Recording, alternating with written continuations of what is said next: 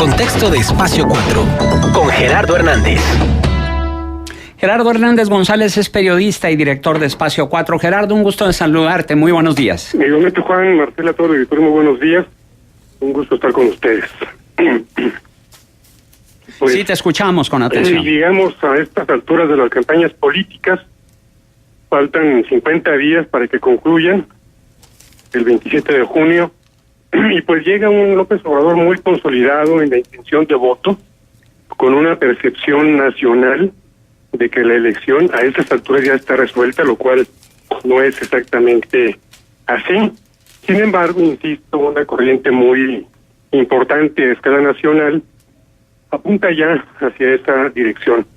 Vimos recientemente una encuesta de Reforma donde le otorgaban a López Obrador una preferencia electoral del 48%, 31 puntos más que José Antonio Meade del PRI, del Partido Verde y de Nueva Alianza, y 20 puntos más con respecto a Ricardo Anaya.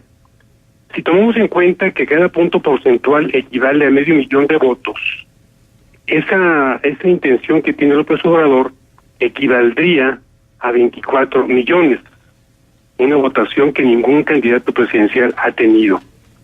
Esto equivale a una diferencia con respecto de José Antonio Meade, de 15.2 millones de votos de diferencia y de 10 millones con respecto a Ricardo Anaya. Visto los números fríamente, sin entrar en mayores detalles y sin decir ni afirmar ni mucho menos que esa va a ser la votación del 1 de julio. Sin embargo, es una diferencia bastante notable. En la elección de 2012, Enrique Peña Nieto obtuvo 19 millones de votos, con el 38% de la votación. Ahí se refleja claramente la relación de medio millón de votos por punto porcentual. López Obrador es políticamente un provocador. Sabe qué timbres tocar, en qué momento hacerlo, porque conoce de antemano la reacción de esa declaración, de esa expresión, de ese gesto. El último debate que ha provocado pues una cascada de declaraciones, de publicaciones en los medios de comunicación, fue contra ciertos empresarios. López Obrador se le puede calificar de muchas cosas negativamente, pero lo que no tiene es ser políticamente ingenuo. No se le puede acusar de no calcular, de no medir sus expresiones, aunque en ocasiones se excede y tiene costos. A lo que López Obrador se refiere es a la plutocracia, es decir, a los grandes capitales del país que participan en la toma de decisiones gubernamentales que no les competen, ni a ellos ni a las iglesias, únicamente al gobierno que emana de las urnas. López Obrador tiene una base social, una base empresarial incluso creciente. Son los pequeños, los medianos industriales, que no tienen acceso al presidente de la República, que no tienen ingreso a los despachos de los gobernadores, que no tienen picaporte en las oficinas de los alcaldes. Son los empresarios, al contrario, que sufren, igual que la ciudadanía, inseguridad pública, violencia, corrupción, extorsiones, etcétera. En México, la pequeña y mediana industria genera aproximadamente el 80% del empleo y poco más del 2%, del 20%, las grandes empresas. Están perfectamente identificados, y López Obrador lo señaló en sus declaraciones, quiénes son. Se trata entonces de que el Estado vuelva a ser Estado, los empresarios grandes, pequeños y medianos, vuelvan a ser empresarios, y que cada quien se desempeñe en sus respectivos ámbitos de competencia. Actualmente en el país no hay gobierno, y no hay gobierno porque el presidente de la República, el gabinete, los mandatarios locales, los alcaldes, los diputados, los senadores, están de lleno en el juego sucesorio. Una elección que, insisto, parece ya resuelta.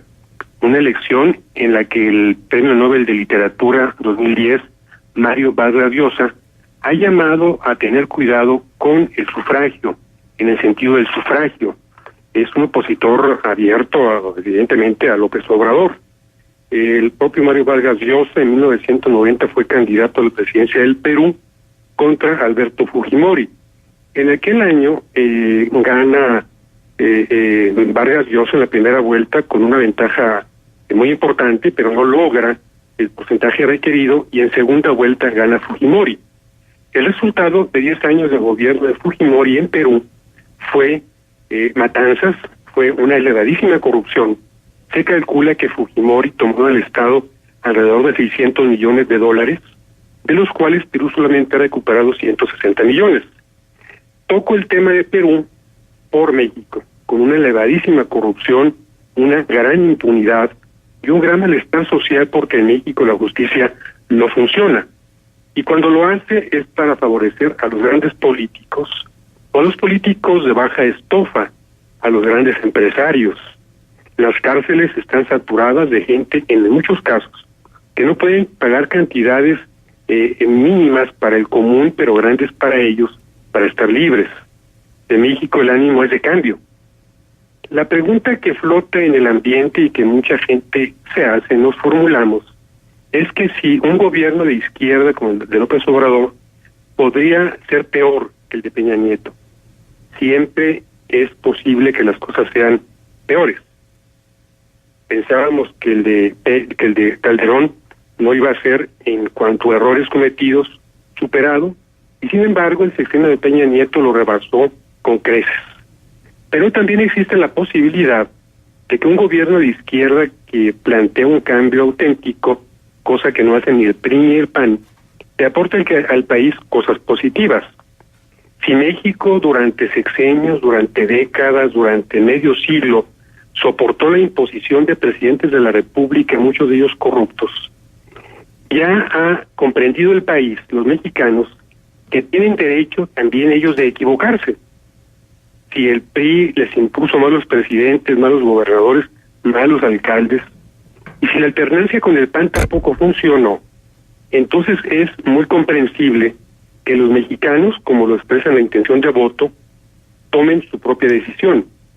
Si hay equivocación con López Obrador, tendrán 6 años para lamentarlo, pero también existe la posibilidad de que a México le empiece a ir mejor. Este es, insisto, el escenario preelectoral, cuando faltan 50 días para las elecciones, 2 debates todavía por venir, los cuales, como ya vimos en el primero, no modificó grandemente la intención de voto. Una encuesta de las Heras Demotecnia señala que únicamente el 16% cambió su intención de voto, pero ese porcentaje se pulverizó, lo cual no benefició grandemente a ningún aspirante a la presidencia. Si se hubiera cargado esa proporción o la mitad de esa proporción, el 8% por López Obrador, por Anaya o por mí, entonces el impacto del primer debate, donde se tocaron los temas más sensibles del país, como son corrupción y seguridad pública, hubiera tenido un impacto mayor. Los debates que vienen serán temas también importantes para el país, por supuesto, pero ya está, insisto, en el gran ánimo de los mexicanos una decisión tomada cuando faltan 50 días para las elecciones. Una decisión que difícilmente va a cambiar a menos que suceda algo extraordinario. El cambio en el PRI fue tardío, se reemplaza con un exgobernador de Guerrero, René Juárez, a un tecnócrata incompetente, a un político anodino, que lo único que hizo fue dividir al PRI, enconar más a la sociedad y precipitar esta caída del candidato José Antonio Meade en la intención de voto. Hemos visto programas de televisión, de debate, en los cuales ha habido un trato ya casi de presidente a López Obrador, un José Antonio Meade que va de tumbo en tumbo, que relanza su campaña cada semana solamente para quedar el fin de esos días en la misma posición, si no es que en una escala menor todavía en la intención de voto. Hay un gran malestar ciudadano, hay una gran deseo de cambio, hay una esperanza de cambio. Las campañas de miedo para disuadir el voto por López Obrador no han funcionado, al contrario, se le han revertido al PRI, el PRI no tiene argumentos para, ni siquiera para pedir el voto, ya no digamos para ganar, después de un sexenio desastroso, con grandes niveles de corrupción, con un gasto en medios de comunicación, en ciertos medios de comunicación, por 60,000 millones de pesos que tiene el presidente, en un grado de popularidad del 20% apenas, casi la mitad de lo que tiene Donald Trump en Estados Unidos. Una elección importante para el país, todas lo son, las de diputados locales, de alcaldes, de gobernadores, de senadores, de diputados federales y con mayor razón de la presidencia. Comparar a López Obrador con Chávez, con Maduro, tampoco son puntos de referencia, son recursos para infundir miedo en la sociedad, porque incluso en temas como seguridad pública, como popularidad, como respeto a medios de comunicación, en este momento está mejor calificado el presidente de Venezuela que el de México. Una elección que nos convoca a todos los mexicanos para reflexionar el voto.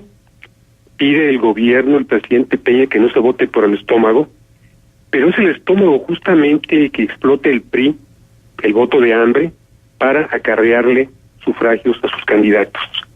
México empieza a despertar, y es un despertar promisorio, que los mexicanos, insisto, asuman sus propias decisiones y que paguen sus consecuencias a favor o en contra del país según el gobierno que queramos. Pero insisto, ya hay una corriente en todos los estratos sociales, políticos y económicos de que la elección está resuelta por López Obrador. Insisto, esto ocurrirá hasta el 1 de julio, pero hay tendencias ya importantes que apuntan en esa dirección. Pensar en la tentación de un fraude electoral como en el 1988 o un movimiento que dejó también grandes sospechas como los comicios del 2012, orillaría al país a una situación altamente riesgosa, a un baño de sangre incluso. No podría contener ningún líder político, social, religioso, contener a una sociedad mexicana desbordada en las calles si percibe que hay una falta flagrante al respeto a su voto. Evidentemente, cada mexicano estamos en plena libertad de ejercer ese derecho, también de asumir responsabilidades, deberes como ciudadanos para construir un país más democrático, más justo, con esperanza. De manera que, insisto, las tendencias preelectorales son muy claras. ¿Qué hizo López Obrador en 12 años? Campaña. Recorrió el país, los 2,400 y pico municipios, varias veces, todos los estados. Se reunió con empresarios de diferente nivel, inclusive con altos empresarios. Pudo haber hecho el PRI lo mismo, lo pudo haber hecho. El PAN también. Es decir, tener acercamiento con la sociedad. No esperarse a tener candidatos, no esperarse a las campañas políticas para buscar el voto de la gente, para tocar puertas, para recorrer colonias, para hacer declaraciones de amor a los electores. Los partidos políticos se han vuelto muy comodinos, esperan aquella candidato, aquellas elecciones para, insisto, recorrer calles, tocar puertas, saludar a la gente, abrazarla, hacerle promesas. Sin embargo, el trabajo político de los partidos debe ser permanente, las 24 horas. Así lo entendió López Obrador, y por eso el recorrido por la República, el contacto con la gente, no tiene un aparato de seguridad ostentoso, la gente se le puede acercar, lo que no ocurre conmigo, con Ricardo Anaya, rodeados de un aparato de seguridad muy riguroso y con razón, menos ocurre con la clase política gobernante, que viven en una burbuja, viven en un mundo distinto, en un mundo aparte, en un mundo de lujos, de privilegios, de riqueza, en un país cada vez más empobrecido. México llega, insisto, a este momento con una gran reflexión, con una voluntad y una decisión de cambio. El país se la merece. No sabemos, insisto, si en el caso de que gane López Obrador, al país le irá mejor o peor. Esperemos que mejor, pero lo que sí habrá es un cambio. Ya la sociedad no soporta políticos que se enriquezcan de la noche a la mañana, mientras empresarios pequeños y medianos sufren acoso, sufren por la inseguridad, la carestía, la corrupción. Incluso López Obrador ha tenido reuniones con pequeños y medianos empresarios, que insisto, con proveedores de grandes cadenas comerciales que son explotados, incluso en cuestión de pagos y de condiciones. Esto puede, insisto, no crear una situación tipo Venezuela, pero sí cambiar las reglas del juego, llevar, insisto, al gobierno a gobernar, a los empresarios a generar fuentes de trabajo, empleo, riqueza, a la sociedad también a cumplir con sus responsabilidades y a que esto pueda enderezarse. El país está a la deriva, está al garete, no hay gobierno, insisto, no hay seguridad. Claro. Se está dejando a la gente que se autogobierne, que se defienda sola, que se cuide sola, que ponga en sus casas bardas, protecciones, rejas, candados, porque el Estado, el municipio, el gobierno estatal y el federal no cumplen con sus obligaciones mínimas.